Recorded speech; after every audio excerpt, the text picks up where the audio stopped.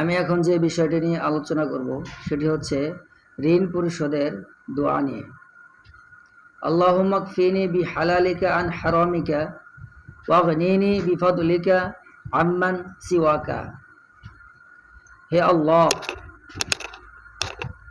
তুমি তোমার হারাম বস্তু হইতে বাঁচিয়ে তোমার হালাল রিজিক দ্বারা আমাকে পরিপুষ্ট করে দাও। হালাল রুজি যেন আমার জন্য যথেষ্ট হয় এবং হারামের দিকে যাওয়ার প্রয়োজন এবং প্রবণতা বোধ না করি, এবং তোমার অনুগ্রহ অবদান দ্বারা তুমি ভিন্ন অন্য সকল হতে আমাকে অমুখাফিকি করে দাও।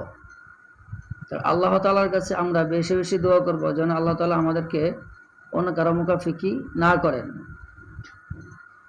এজন্য বেশি বেশি দোয়া করে আমাদের যে প্রয়োজন হাজত আল্লাহ তাআলার গায়বী থেকে যেন আমরা নিতে পারি ইনশাআল্লাহ।